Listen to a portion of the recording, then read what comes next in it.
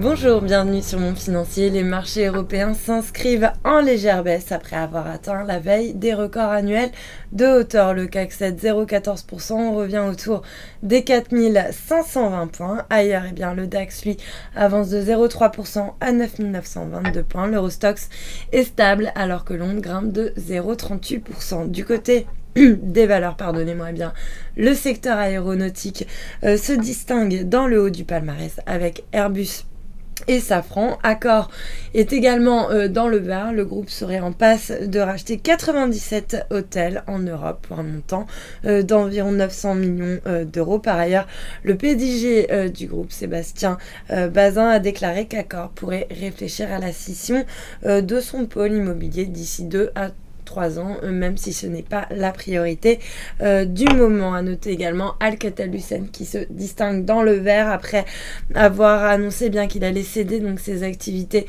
de services de cybersécurité au groupe de défense Thales dans le cadre donc d'un partenariat stratégique. À l'inverse, lanterne rouge, c'est EDF qui corrige pas mal, d'ailleurs moins 2,5%. EDF qui a donc annoncé que le coût de l'énergie nucléaire, donc c'est quand même 75% de l'électricité en France, devrait augmenter fortement en raison d'importants investissements qui sont nécessaires pour permettre de rénover les centrales vieillissantes. Et puis dans son sillage, c'est l'ensemble du secteur qui est mal orienté. On a par exemple Total et GDF Suez qui se distinguent en baisse. Sur le marché d'échange, l'euro, lui, reste stable par rapport au dollar. On est autour des 1,3637. Il reste en très légère baisse par rapport au yen à 138,96. Le billet vert, lui aussi, reste stable face à la devise japonaise autour des 101,92 yens.